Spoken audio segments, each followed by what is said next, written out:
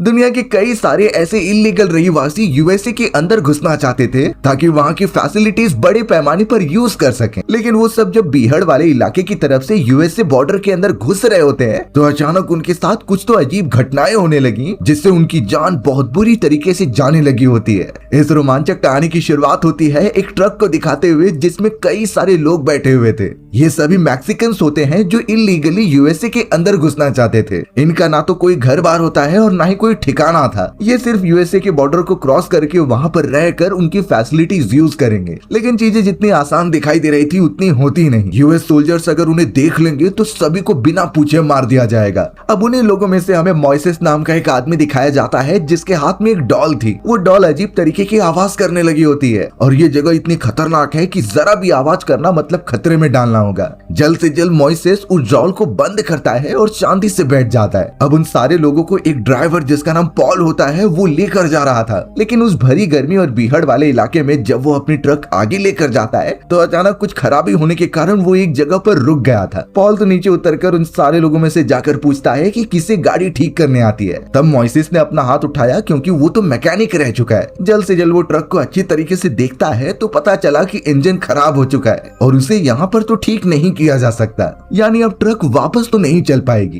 Paul के पास कोई आखिरी ऑप्शन नहीं बचता, इसीलिए उसने सारे इमिग्रेंट्स को कह दिया कि तुम्हें पैदल रास्ता तय करना होगा। पॉल का एक साथी तो उससे कह रहा था कि ये बहुत खतरनाक हो सकता है। लास्ट टाइम ही न्यूज आई थी कि कई सारे इमिग्रेंट्स गायब हो चुके हैं यहाँ से, यानी ये बीहड़ वाला इलाका बिल्कुल भी खतरे से खाली नहीं है। लेकिन अब उनके पास कोई भी वे बचा ही नहीं था। पॉल तो अपने साथी को और ज्यादा पैसे देने का वादा करता है। बिना देरी किए सारे इमिग्रेंट्स नीचे उतरते हैं और पैदल रास्ता तय करने लग जाते हैं। उन्हें बिल्कुल नहीं अंदाजा कि कितना बड़ा खतरा उनका इंतजार कर रहा है। अब हमें उसी बीहड़ वाले इलाके में सैम नाम का एक रेसिडेंट दिखाया जाता है जो यूएसए से ही बिलोंग करता था और यहाँ यूजुअली अपने कुत्ते ट्रैकर के साथ शिकार करने आया करता है। सैम तो बहुत ही ज्यादा ड्रिंक कर रहा होता है और कार चला रहा होता है। उसे सिर्फ अपना एंटरटेनमेंट चाहिए था जिसके लिए वो कुछ भी कर सकता है। कई घंटों तक ट्रेवल करने के बाद पॉल और उसके सारे इमिग्रेंट्स एक फेंसिंग के यहाँ पहुंच गए जहाँ से यूएस बॉर्डर बहुत पास में ही है। पॉल उन सभी को चेतावनी देता है कि संभल कर आगे बढ़ना है और अगर कोई आवाज सुने तो किसी चीज के पीछे जाकर छुप जाना है। सारे इंस्ट्रक्शंस अच्छी तरीके से समझने के बाद सभी अब आगे बढ़ते हैं। वहाँ दूसरी तरफ तो सैम जो कि ड्रंक होता है उसने अपनी गन निकाली और किसी के ऊपर पॉइंट करके शूट कर देता है। गोली की आवाज चारों तरफ गूंजने लगती है। जब उन सारे इमिग्रेंट्स ने यह आवाज सुनी तो वो डर के मारे यहाँ से वहाँ भागने लगे। सभी अपने लिए बचाव के शेल्टर ढूंढ रहे थे,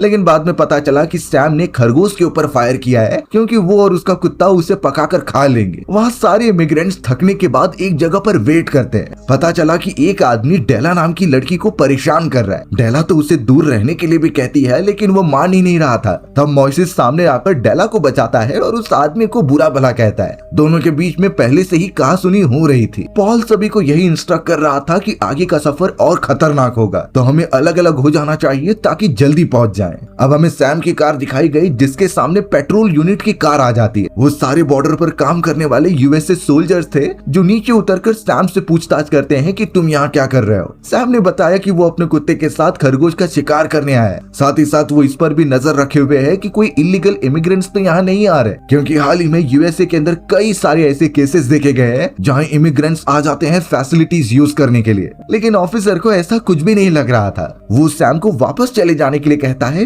लेकिन सैम अपनी हथियार लेकर उसी जगह पर ट्रक लेके घूमने लगा जैसे वो कुछ बहुत ज्यादा गलत करने के फिराक में है। यहाँ पहले ही पॉल ने 2 ग्रुप्स बना लिए थे जिसमें अलग अलग लोग जाएंगे। एक ग्रुप में तो पॉल खुद था और उसके साथ कई सारे इमिग्रेंट्स होते हैं। उन्हें लग रहा था कि पॉल को इस जगह की काफी नॉलेज है, इसीलिए वो बिना फिक्र के उसके साथ चले जा रहे थे। वहीं दूसरे ग्रुप में मॉइसेस, डेला और मैक नाम के कुछ लोग मौजूद थे जिनकी स्पीड ज्यादा नहीं होती और वो धीरे धीरे चल रहे थे। मॉइसेस को यही लगता है कि उन्हें आसपास देख रेख के चलना चाहिए, लेकिन पॉल की टीम तो अब काफी ज्यादा आगे निकल गई थी। वो तो अब बिल्कुल भी किसी के लिए रुकने नहीं वाला और अपने डेस्टिनेशन तक पहुंच जाएंगे। लेकिन अब अचानक कार के अंदर से सैम बाहर निकलता है उस बीहड़ वाले इलाके में और उसने जब अपने कुत्ते ट्रैकर को छोड़ा तो वो डायरेक्टली एक हैंकर चिप के पास जाकर रुकता है। सैम भी जब उस हैंकर चिप को देखता है तो वो समझ गया कि जरूर यहाँ आसपास कोई तो मौजूद है। उसने अपनी गन निकाली और थोड़ी ऊंचाई वाली जगह पर जाकर देखने लगा और पता चला कि सैम की सबसे पहली नजर पॉल और उसकी बड़ी टीम के ऊपर जाती है। वो एक सेकंड भी नहीं लगा था अपनी गन निकालकर उन पर शूट करने के लिए। पॉल तो एकदम चौड़ में आगे चल रहा था, लेकिन सबसे पहली गोली उसे ही लगती है। गोली लगने पर वो वहीं मर गया और इस वजह से बाकी लोग पैनिकिंग मोड में यहाँ से वहाँ भागने लगे थे। सैम तो रीलोड करके उन लोगों के ऊपर निशाना लगाकर मारता ही जा रहा था, क्योंकि उसे इमिग्रेंट बिल्कुल भी पसंद नहीं थे। वो चाहता था कि कोई भी इमिग्रेंट यूएसए में कदम रखने से पहले 10 बार सोचें। सैम का निशाना इतना अच्छा था कि वो एक गोली में एक इंसान को मार देता। जैसे तैसे करते हुए पॉल की वो पूरी टीम खत्म हो जाती है। मॉइसेस और उसकी बची हुई टीम जो पीछे की तरफ थी, वो इतनी सारी आवाज सुनकर ऊपर की तरफ ही छुपे रहते हैं, क्योंकि अगर वो बाहर निकलेंगे तो शायद वो भी मारे जाएंगे। सैम ने तो ऑलमोस्ट पॉल की टीम को खत्म कर दिया था। सामने की तरफ उन सारे इमिग्रेंट्स की डेड बॉडीज ही दिखाई दे रही होती हैं। वो तो बहुत ही ज्यादा खुश होकर अपनी कार में आ जाता है और अपने आप को रिवॉर्ड देने के लिए ड्रिंक करता है। उसे बहुत खुशी हो रही थी उन लोगों की जान लेकर। इनफैक्ट वो समझता है कि वो खुद एक सोल्जर है और अपने देश की प्रोटेक्शन कर रहा है बाहरी लोगों से। उसका कुत्ता ट्रैकर ऊपर की तरफ देखकर भौंकने लगा था, यानी उसने मॉइसेस और उसकी टीम का पता लगा लिया है जो पहाड़ की दूसरी तरफ है। सैम जब अपनी गन के स्कोप में देखता है तो उसे कुछ लोग भागते हुए दिखाई दिए और सैम ने सोचा कि वो उस जगह पर उन्हें जाकर खत्म करेगा जरूर। तो अब वो अपने कुत्ते के साथ ट्रक में बैठ जाता है और ऊपर जाने लगता है। मॉइसेस और उसके साथ बचे हुए कुछ लोग इतना डर गए और वो समझ जाता है कि कुत्ता उनके पास आ रहा है, उन्हें जितना तेजी हो सके उतना भागना होगा। सैम भी अब अपने कुत्ते को छोड़ देता है ताकि वो उन्हें जाकर पकड़ सके।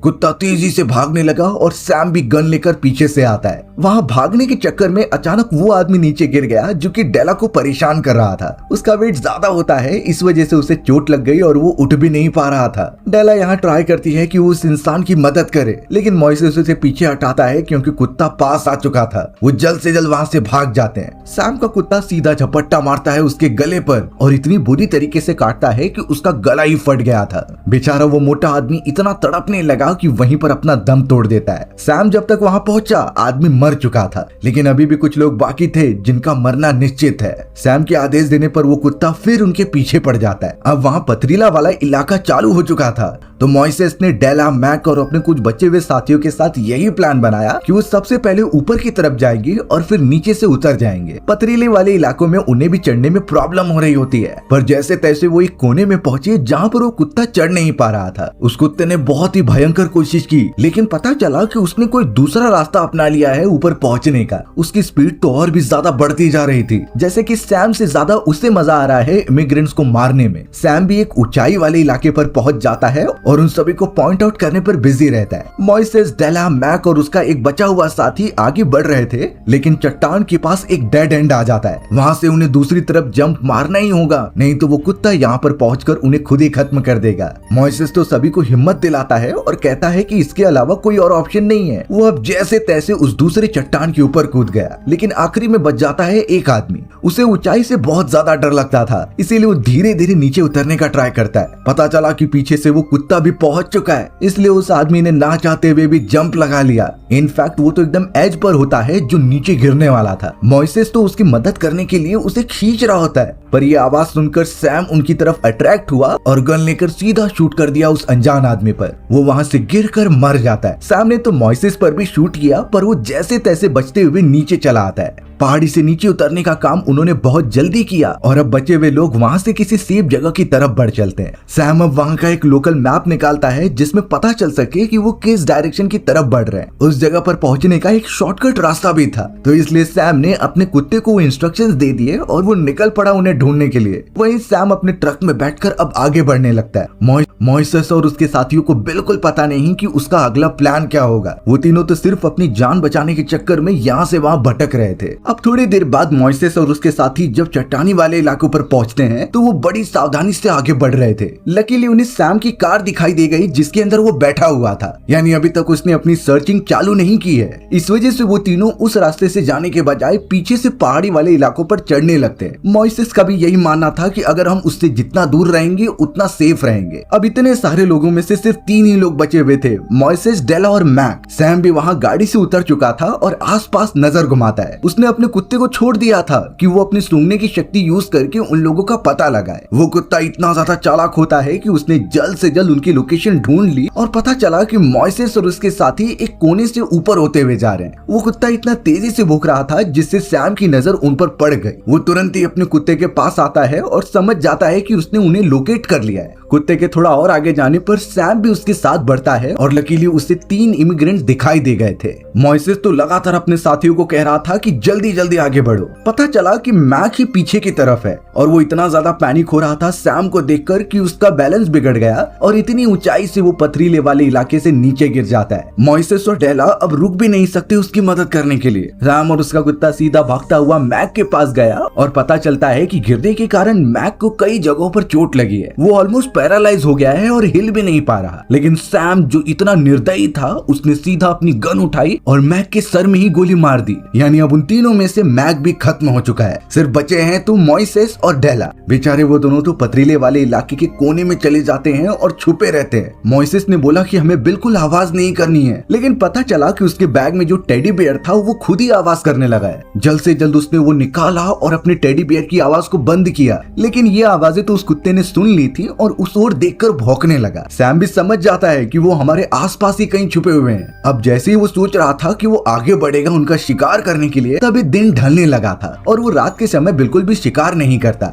उसे बहुत भूख भी लग रही थी, इसीलिए वो फिलहाल के लिए तो वहाँ से जाने लगता है और कल फिर यहाँ आकर उन दोनों का शिकार करेगा। यानी उसने अभी तक मॉइसेस और डेला को छोड़ा नहीं था। सैम अब जल्द से जल्द अपने कुत्ते के साथ अंधेरा होने से पहले वहाँ से चला जाता है, लेकिन उसने जानकर भी इतने सारे इमिग्रेंट्स की जानें ली जो एकदम इलीगल माना जाता है, पर शायद इन चीजों में सैम को मजा आने लगा था। मॉइसेस और डेला एकदम रिलैक्स होकर नीचे उतरते हैं और वहाँ से खुले जगह पर जाते हैं। थोड़ी देर के लिए जब वो बैठकर आराम कर रहे थे तो मॉइसेस डेला को शांत कराता है, क्योंकि मैक जो मरा था वो उसका बहुत अच्छा दोस्त होता है और उसका दुख मॉइसेस को भी बहुत ज्यादा है। डेला बताने लगी कि मैक कई सालों से उसके साथ था और उनकी दोस्ती गहरी हो चुकी थी, पर अब शायद उसकी लाइफ में अब कोई भी नहीं बचा है। डेला तो अब थोड़ा खुलकर बताने लगी कि कैसे उसके पेरेंट्स उसे कहते थे कि ये टाउन तुम्हारे लिए सेफ नहीं है, इसलिए वो चाहते थे कि मैं इलीगली यूएसए में चली जाऊं, पर अब लगता है कि उसकी जान भी बच नहीं पाएगी। अब यहाँ इतनी इमोशनल स्टोरी सुनने के बाद मॉइसेस अपने बारे में भी बताता है कि कैसे वो अपनी फैमिली के साथ यूएसए में इलीगली रहा करता था। उसके पास बिल्कुल परमिशन नहीं थी, लेकिन फिर भी वो अपनी जीवन यापन करता जाता है। लेकिन एक दिन कुछ ऑफिसर्स ने उसे पकड़ लिया और उसकी सच्चाई सामने आ गई। मॉइसेस अपने वाइफ और बेटे को छोड़कर नहीं जाना चाहता था, लेकिन कानून ही कुछ ऐसे बनाए गए थे कि उन्हें जल्द से जल्द निकाल दिया गया कंट्री से। सिर्फ इतना ही नहीं, मॉइसेस को तो कंटामिनेशन सेंटर में रखा गया था ताकि वो सजा काटे, जबकि लीगली ऐसा नहीं कर सकते वो लोग। और अब वो अपनी फैमिली से एकदम अलग हो चुका है। ये जो टेडी बेयर है वो मॉइसेस के बेटे का था, जो जाते समय उसने दिया होता है। और अब मॉइसेस का एक ही गोल है कि वो अपनी वाइफ और बेटे के साथ वापस जाए और अपनी फैमिली के साथ अच्छी लाइफ एंजॉय करे। लेकिन मॉइसेस को भी अब पता नहीं क्यों डर लगने लगा था। पूरी रात इस तरीके से बीत जाती है और सुबह होने पर डेला हल्की होने के लिए ऊपर की तरफ गई। तभी उसकी नजर जाती है सैम के ट्रक के ऊपर जो साइड में खड़ी हुई थी। उसे लग रहा था कि सैम शायद आ चुका है, इसीलिए वो झाड़ियों में से मॉइसेस के पास जाने लगती है। अब वो सही डायरेक्शन में ट्रेवल तो कर रही थी, लेकिन अचानक उसके सामने कई सारे रेटल स्नेक्स आ जाते हैं। वहाँ रेटल स्नेक्स की संख्या काफी ज्यादा थी